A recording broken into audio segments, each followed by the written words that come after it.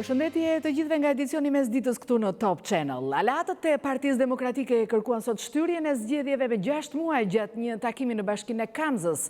Partitë e vogla të koalicionit të djathtë kërkojnë arritjen e një marrëveshje për zgjidhjen e krizës. Partitë e koalicionit të djathtë kanë lejuar takimet e tyre në Bashkinë e Kamzës. Me radhë, drejtuesit e partive të vogla aleate me PD-n kanë paraqitur kërkesën për zgjidhje të krizës politike në vend. Ata propozojnë shtyrjen e zgjedhjeve të paktën me 6 muaj dhe arritjen e një marrëveshje. Nuk kanë vjedh personet veçantë apo kryetar bashkish. Ka qenë ky shefi i vjedhjeve. Nuk mund vjedhte Dako pa bekimin e këtij. I kërkoj presidentit të Republikës, si autoriteti kushtetues i vetëm i këtij vendi, i cili duhet garantojë unitetin e popullit, i cili duhet garantojë një shoqëri demokratike pluraliste, i cili duhet garantojë nga pikpamja kushtetuese një shoqëri e cila bazohet mbi votin e lirë, të deklarojë shtyrjen e zgjedhjeve lokale me 6 muaj. Nuk mund t'ja falim një brez të tërë të shoqërisë son Edi Ramës dhe interesave të tij okulte. Ky lloj rrethi kështu që merr legët për të bler votat, masi merr votat, merr pushtetin për të vjedhur legët, për të bler votat prapë për të rrotulluar këtu, qofse ne nuk na ndalojmë do na ndjekë gjithë jetën. Ne kërkojmë largimin e këtij kryeministit, i cili është i kapur peng nga grupet kriminale. Ta mbyllim me një Rama kështu të fuqishme, mos jam edhe fundi. Këtë tur takimesh partitë e koalicionit opozitar po e bëjnë në të gjitha qytetet e vendit. Në 2 seanca njëra pas tjetrës, kolegji zgjedhor shërton sot kërkesën e PD LSI për komisionerët. PD dhe LSI edhe pse kanë paralemruar bojkotin e procesit kërkojnë të kenë anëtarët e tyre në KZAZ, një kërkesë që është rrëzuar më herët nga Komisioni Qendror i Zgjedhjeve. Ne do të lidhemi tani me gazetaren ton Elda Menga. Përshëndetje Elda, cili është qëndrimi që pritet të mbajnë palët në kolegj?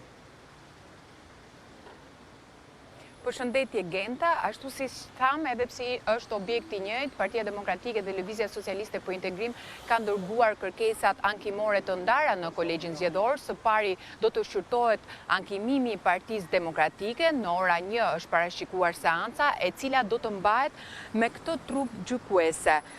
Kryesues i seancës do të jetë Lindita Sinanaj, ndërsa anëtarët do të jenë Artur Malaj, Tomor Shkreli, Ridvan Hado dhe Astrid Kalaja. Ndërsa për kërkesën ankimore të Lëvizjes Socialiste për Integrim, e cila parashikohet rreth orës 2, kryesues do të jetë Ridvan Hado, ndërsa antar Artur Malaj, Tomor Shkreli, Gjinxhoni dhe Lindita Sinanaj. Opozita jashtëparlamentare këmbgul që vendimi i Komisionit Qendror i Zgjedhjeve i 19 majit është i jashtëligjshëm dhe antikushtetues, pasi sipas saj e drejta për të pasur komisioner parashikohet në kod zgjedhor, i cili përcakton se komisioner do të kenë ata antarë të cilët kanë fituar në zgjedhjet e shkuara, pra një numër të konsiderueshëm votash, i cili parashikon që të ketë dhe antarët e saj. Por Komisioni Qendror i Zgjedhjeve me një vendim 4-1 ka vendosur që kjo kërkesë e PD LSI-s është e kundraligjshme, pasi sipas saj ato nuk kanë marrë pjesë në procesin zgjedhor, pra kanë bojkotuar atë dhe kështu nuk ju lindet drejta për të pasur interes në këtë proces. Por sipas PD LSI-s, ata kanë ndryshuar mendje dhe kanë vendosur të kenë komisionerët e tyre për të vëzhguar pikërisht një proces zgjedhor që sipas tyre është në kundra ligjit dhe po bëhen manipulime ende pa nisuraj. Pra mbetet të pritet se çfarë vendimi do të marrë kolegji zgjedhor. Elda Menga, unë falenderoj për informacionet që përcolle. Kryesuesi i OSB, Ministri i Jashtëm i Slovakisë, tha për Top Channel se në Shqipëri duhet ketë dialog dhe se dhuna në protestat e opozitës duhet marrë fund. Duke hequr dorë nga mandatet, thot zoti Lajçak, Shqipëria po vën në rrezik fitore demokratike. Miroslav Lajçak, kryesuesi i tanishëm i OSB-s dhe ministri i punëve të jashtme dhe europiane e Slovakisë, në përmbyllje të vizitës në Tiranë, në një intervistë për Top Channel përmes postës elektronike, thot se qëllimi i vizitës lidhej me të dëgjuarit e njerëzve në terren, se si OSB-ja mund të mbështesë më tej vendin në reformat e ndërmarra. Me të vërtetë përgëzoi Shqipërinë në progresin e arritur deri më tani dhe nxis institucionet që të fokusohen më shumë te reformat, në veçantë reformimin e sistemit zgjedhor, fuqizimin e gjyqësorit, luftën ndaj korrupsionit dhe krimit të organizuar, rritjen e pjesëmarrjes së grave në jetën publike në Shqipëri dhe promovimin e lirisë së medias. Miroslav Lajçak thosë se demokracia në Shqipëri gradualisht po maturohet dhe po përballet me sfida specifike për demokracitë e reja dhe se progresi politik është e vetmja mundësi, nuk mund të ketë kthim mbrapa në konflikt dhe rrëmuj. Këshilla ime është e thjeshtë, dialog, dialog, dialog. Më duhet të shtoj se përshkallëzimi i dhunës gjatë disa protestave të drejtuara nga opozita është shumë shqetësuese dhe duhet të ndalet menjëherë. Trazirat nuk mund të zëvendësojnë angazhimin politik demokratik. Ato ndërpresin çdo mundësi për dialog dhe si pasojë çdo mundësi për të gjetur gjuhën e përbashkët. Ndërsa është e rëndësishme të dëgjohen zërat kritik dhe protestat paqësorë janë një drejtë themelore e qytetarëve tanë. Vazhdimi i protestave të dhunshme për bërë një veprim kriminal dhe do të dëmtonte përpjekjet e Shqipërisë për reforma dhe pashmangshmërisht do të pengonte përparësitë e saj strategjike brenda dhe jashtë vendit. Aksionet e opozitës, ministri Lajçak i shikon si kthim pas në vitet 90. Duhet të mendoni për dëmin që i bëhet imazhit të Shqipërisë në komunitetin ndërkombëtar. Ju doni të shiheni si një demokraci e shëndetshme që po ecën përpara me një opozitë forte të artikuluar brenda parlamentit. Ajo që shohim tani është e kundërta. Kjo nënleftëson besueshmërinë e Shqipërisë në arenën ndërkombëtare dhe rrezikon mundësinë e integrimit të mëtejshëm. Këtë lloj taktikash politike penguese po e kthejnë vendin në vitet 90 dhe nuk i shërbejnë askujt përveç se interesave politike të atyre që i praktikojnë ato. Por a duhet të shtyhen zgjedhjet siç kërkon opozita? Data e zgjedhjeve është dekretuar nga presidenti i vendit. Nëse shtyhen ose jo, është vendimi i brendshëm shqiptar. Por jam shpresplot se zgjedhjet do të zhvillohen sipas planit dhe zhvillohen sipas një standardi të lartë që do të kënaqë misionin e Odirit për vëzhgimin e zgjedhjeve.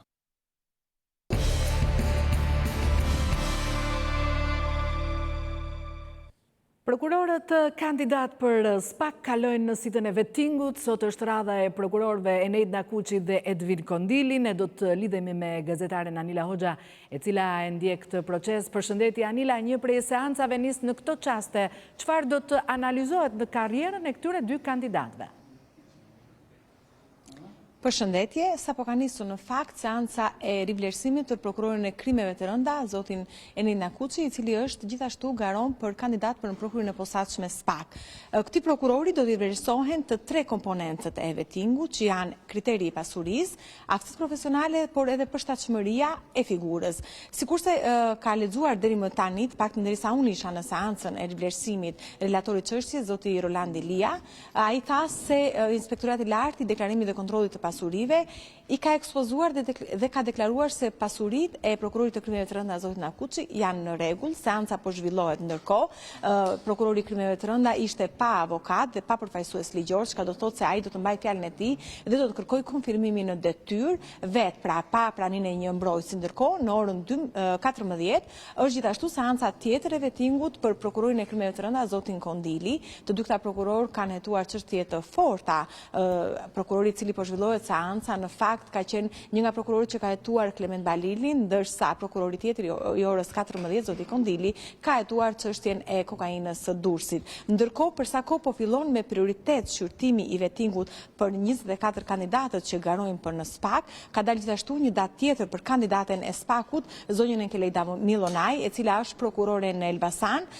Seanca për zonjën Milonaj do të jetë në datën 13 qershor, ndërsa në datën 14 qershor Komisioni i Pavarur i Kualifikimit do të shpall vendimin për një prokuror tjetër që është kandidat për në SPAK, për zotin Shkëlzen Cena, i cili një ditë më parë kaloi në të tre asitat e vettingut dhe siç u kuptua dhe siç u pa nga gjithë kontrollet e komisionerëve të vettingut, ai kishte probleme në fakt përderisa prindrit e tij nuk justifikonin blerjen e një apartamenti në Kukës, pra shumën prej 600.000 lekë. Gjithashtu, sikurse thanë komisionerët, ai kishte probleme edhe me aftësitë profesionale, por edhe me përshtatshmërinë e figurës. Sidoqoftë, prokurori Cena gjatë seancës së ditës kaluar kërkoi konfirmimin e detyrë, pasi sipas tij prindërit e tij kishin të ardhur, ai kishte përshtatshmërinë detyrë e gjithashtu ishte i aftë për të vazhduar detyrën e prokurorit. Edhe ky prokuror kandidon për në SPAK. Sikurse është kuptuar në fakt, Komisioni i Pavarur i Kualifikimit po nxjerr njëra pas tjetrës datat për rivlerësimin e të gjithë prokurorëve që garojnë për në SPAK, pasi kuptohet dhe është thënë se së shpejti ne do të kemi prokurorin e posaçme SPAK, e cila thuhet sipas ligjit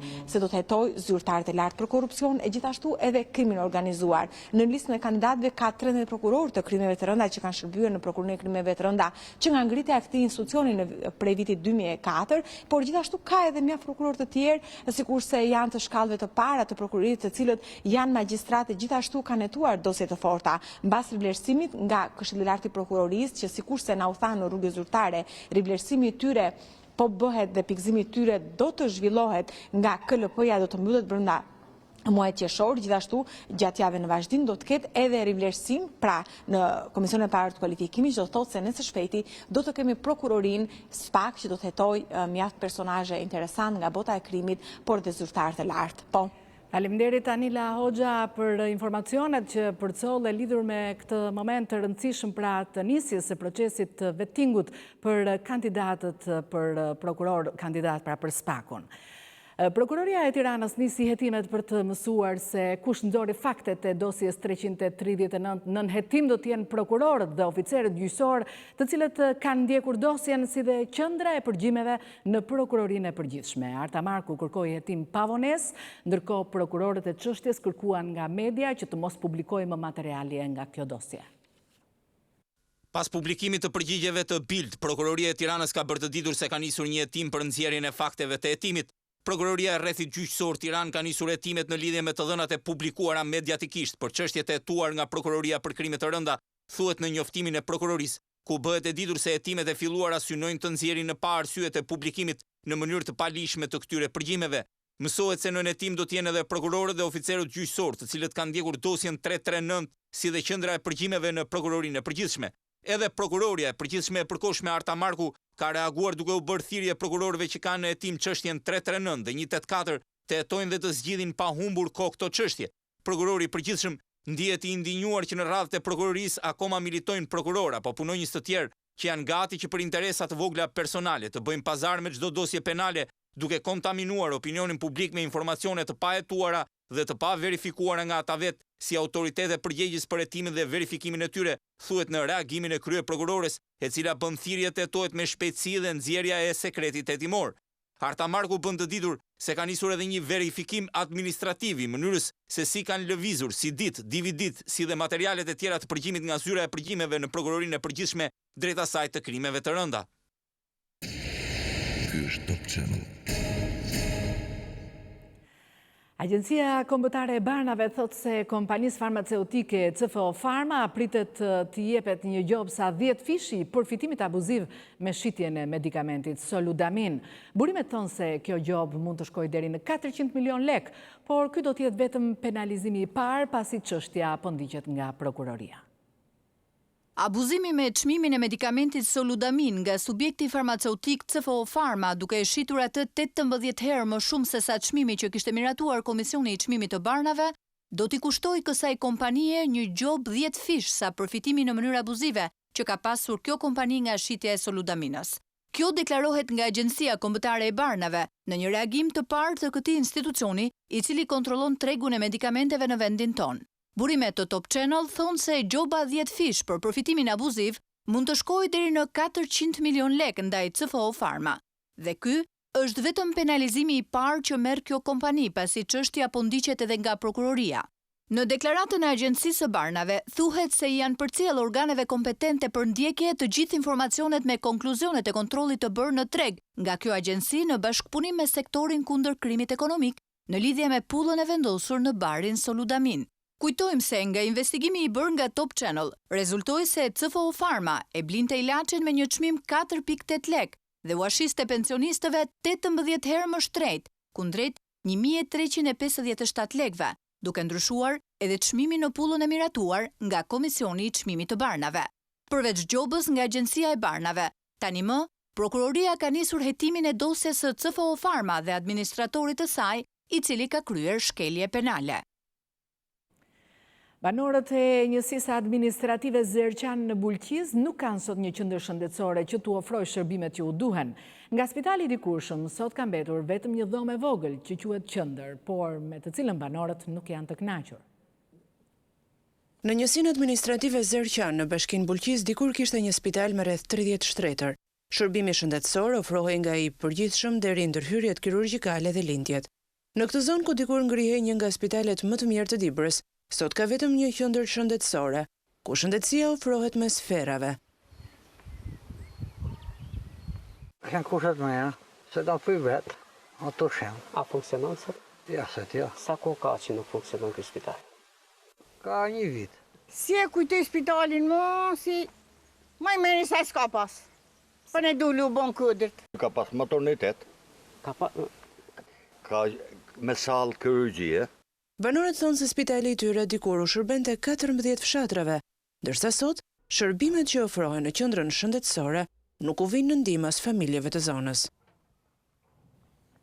Qeset plastike që duan qindra vjet të shpërbëhen në mjedis vazhdojnë të tregtohen në Shqipëri. Sot ju sjellim një vëzhgim në destinacionin e fundit ku përfundojnë mbetjet plastike në Bregdet. Në pyllin e Semanit, Buzë Adriatikut, mbetjet nuk i çon vetëm rrjedha e lumejve, por i hedhin edhe vetë qytetarët që shkojnë atje për piknik.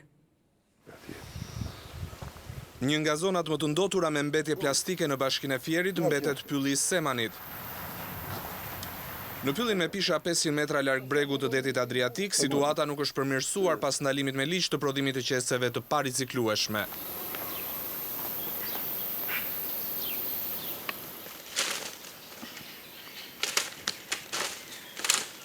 Pylli me pisha është një stre freskie jo vetëm për ata që bëjnë plazh, por edhe për piknik. Por si të mos mjaftojnë pirgjet e mëdha të mbetjeve që sjell rrjedha e lumenjve, ndotësit kryesor janë vetë njerëzit që shkojnë për piknik në pyll. Shishe, qese, gota dhe pjata plastike e mbetet të tjera gjenden në mes të pyllit. Nëpërmjet kolektorit dhe kanaleve, mbetjet plastike përfundojnë në det, ku do të duhen shekuj për të tretur.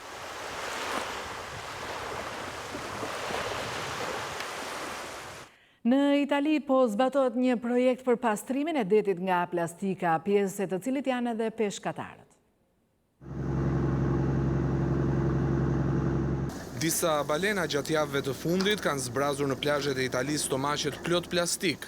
Plastika në det po kërcënon ekosistemin marin, me peshkatarët që e gjejnë veten në vijën e parë të frontit. Në San Benedetto del Tronto, ata po marrin pjesë në një eksperiment një mujor, Fishing for Plastic, që do t'i shoh ata të nxjerrin në tokë mbetjet plastike që kapin në rrjetat e tyre dhe jo t'i hedhin mbeturinat sërish në det. Nuk ka patur asnjëri në tokë që të merrte plastik. Tani dikush ka dalë me këtë ide të jashtëzakonshme dhe ne shpresojmë që kjo praktikë të vazhdojë. Peshkatarët dalin herët në mëngjes për peshkim pas zbardhur ende dita. Edhe kur ngren rrjetat, më shumë se sa peshk gjejnë mbetje plastike. Abbiamo tutti visto le immagini delle balene dei Ne pam fotot e balenave të ngordura në plazh. Ishin vetëm 3 kohët e fundit me stomaqet plot plastik. Kjo i trondit njerëzit dhe e bën gjithë botën të shohë atë që specialistët kanë vite që e thonë për sasinë e madhe të plastikës në det, që ka arritur në nivele alarmante. Sipas këtyre peshkatarëve, mbetjet që përfundojnë në det vijnë të gjitha nga njerëzit, nga liçenet apo lumenjt. Dhe vëmendja kryesore duhet përqendrohet tek edukimi i njerëzve. Duhet i tregohet atyre se ajo që ata hedhin në ujë përfundon në det dhe më pas arrin madje edhe në tryezat e çdo shtëpie. Erion Veliaj po vijon në fushatën për zgjedhjet lokale të 30 qershorit në çdo njësi të kryeqytetit. Në njësin 2, ai foli për projektet e mandatit të ardhshëm. Duam të fillojmë disa shkolla të reja. Do vazhdojmë me këndet e lodrave, s'po ju përmend gjithë. Duke treguar projektin e Bashkisë së Tiranës për njësin 2 në kryeqytet, për mandatin e ardhshëm, kryebashkiaku Erion Veliaj ka kujtuar edhe ditën e tij të parë në zyrë. Se më kujtohet dita e parë në Bashkinë e Tiranës. Edhe gjithmonë vrisha mendjen, si mund të jetë Europë kryetar bashkie dhe mos punoj Sahati. Është 3 metra nga zyra. Po pyetja që kam unë është kjo, kur nuk bë dot kaq, ç'a mund të bësh për dikë ke bregu lumit? Në njësin 2, Veliaj ka zbuluar edhe arsyen se pse sipas tij Partia Demokratike nuk futet në zgjedhje. Një nga arsyet pse ata nuk vinë këtë fushat, nuk janë fare punë zgjedhjesh. Ju e dini që ne kemi 2 vjet që në Tiranë jemi mbi 70% dhe ata kanë 0 shans që të fitojnë Tiranë, jo 1-2 parti, po të gjithë partitë e pembëthymëve të bëhen bashk, ata s'kan asnjë shans të fitojnë Tiranë. Veliaj gjithashtu ka drejtuar edhe një pyetje demokratëve të Tiranës. I keni rregullu kalamajt tuaj? E di pse ju a bëj këtë pyetje? Se Luli ka rregullu kalamajt e vet. I ka holandez, çdo fundjavë në Holland. Bujar Nishani ka rregullu kalamajt e vet.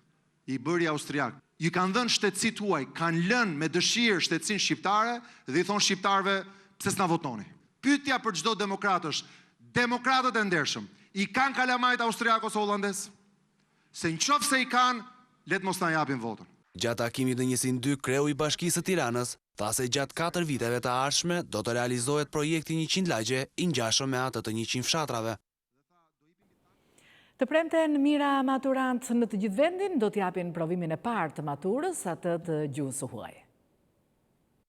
Të premten më 7 qershor, 36.134 maturant do të japin provimin e parë, atë të gjuhës së huaj në mjediset e shkollës. Provimi do të nisë në orën 10 dhe do të zgjasë 2 orë e gjysmë. Gjuha huaj bëhet në nivelin B2 në fakt, në ndryshim nga viti i kaluar, që ka qenë në nivelin B1 me disa specifikat vogla. Kjo për shkak sepse nuk kam gjuhë të huaj me zgjedhje. Dihet tashmë që testi do të jetë 60 pikë dhe kjo jo vetëm për gjuhën e huaj, por për të gjitha provimet e maturës shtetërore.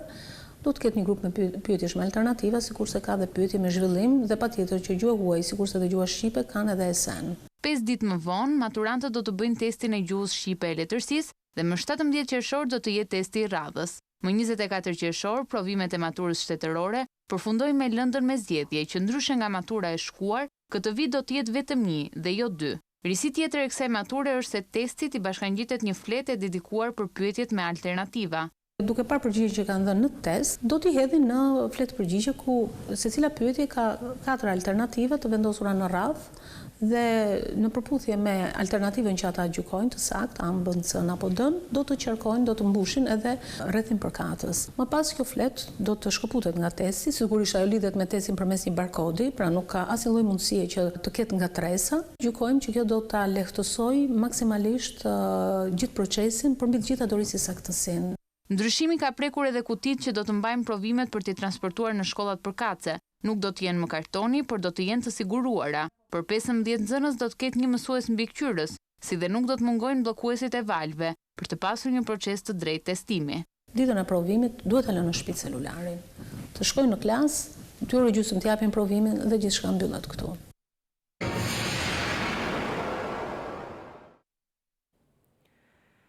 Sot udhëheqësit botëror zhvendosen në Francë për të përkujtuar zbarkimin e aleatëve në Normandi gjatë luftës së dytë botërore. Liderët botëror, mes të cilëve presidenti Donald Trump dhe homologu i tij francez Emmanuel Macron, po marrin pjesë në ceremonitë që po mbahen në plazhet e Normandisë, ku 75 vite më parë trupat aleate zbarkuan për të dëbuar forcat naziste nga Franca. Në një kohë mospajtimesh ndërkombëtare në rritje, liderët po tentojnë të tregojnë se harmonia transatlantike mbetet e pacënuar, ndërsa ata takohen për një ditë të dytë nderimesh për heroizmat e ushtarëve që zbritën në brigjet e Normandisë më 6 qershor 1944. Me mira janë vizitorët nga Franca dhe vendet e tjera që janë mbledhur në brigjet e Normandisë për ceremonitë përkujtimore. Më 6 qershor të 1944-s, 156.000 trupa zbarkuan në plazhet e zgjedhura. Pjesa më e madhe e tyre amerikane, britanike dhe kanadeze. Ky mbetet sulmi më i madh amfib në histori, me 4.400 viktima vetëm në ditën e parë të luftimit. Çdo ceremoni përkujtimore sheh gjithnjë e më pak veteranë ende në jetë të asaj lufte. Por në ceremonitë e një dite më parë në Portsmouth, mbretëresha Elizabeth tha se gjenerata e saj e kohës së luftës rezultoi jetë gjatë, duke nënvizuar se shumë kush kishte menduar se ceremonia e përvjetorit të 60 do të ishte e fundit për ta.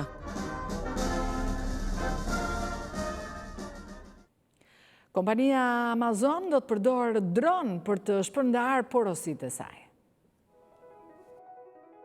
Amazon ka prezantuar dronët e telekomanduar që muajt e ardhshëm do të fillojnë shpërndarjen e paketave në shtëpitë e porositësve.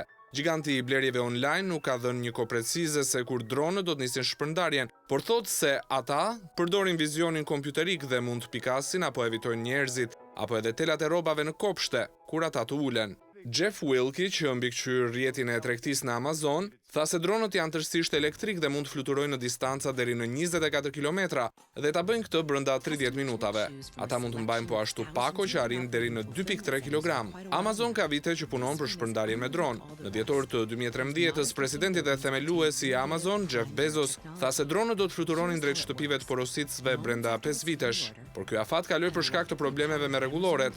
Administrata Federale e Aviacionit, që rregullon përdorimin komercial të dronëve në Shtetet e Bashkuara, nuk ka bërë ende komente. Në prill, një nëndeg e gigantit të kërkimeve Google mori miratimin e administratës për të bërë shpërndarje me dronë në disa pjesë të Virginias.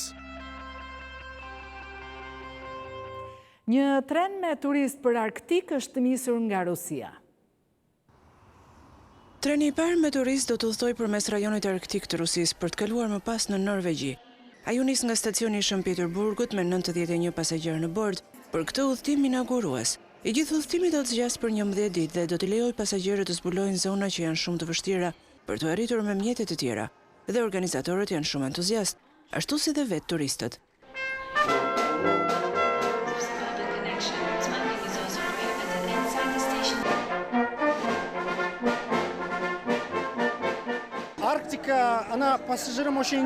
Arktiku është shumë tërheqës për pasagjerët, sepse e gjithë bota tani po flet për këtë destinacion. Arktiku po tërheq gjithnjë më shumë vizitor. Trajektoria veriore është në fakt unike. Është një distancë prej 2200 kilometrash në veri të planetit dhe turistët do ta përshkojnë atë në kushte komode. Dhe po me komoditet, ata do të mund të shijojnë në rajonin e Arktikut, të shohin natyrën, tundrën. Më pas nga treni do të zhvendosen në anije për të shkuar deri në zemër të Arktikut. 2 vite më parë ne udhëtuam me linjën Zarengolg, trenin e hekurudhën transsiberiane nga Moska deri në Pekin, dhe ishte diçka e paharrueshme, ndaj po e provojmë tani sërish, këtë radhë drejt Arktikut. Treni i quajtur Zarengold, Floriri i Carit në gjermanisht, ka 2 vagonë restorant dhe do të udhtojë deri në Murmansk, qytetin më të madh në veri të qarkut arktik. Turistët që kanë zgjedhur këtë itinerar vinë nga 7 vende, mes të cilave Shtetet e Bashkuara të Amerikës, Gjermania, Norvegjia dhe Rusia. Shumë këngëtar rap kanë probleme me drejtsin, por Jay-Z ka thyer rekordin duke bërë i pari i reper miliarder në botë. Jay-Z është reperi i parë miliarder i botës, sipas revistës Forbes, e cila ka vlerësuar pasurinë e tij totale në $1 miliard, pasi përfshiu dhe disa sipërmarrje të reja të tij, si edhe pronat e paluajtshme dhe koleksionin e tij të artit.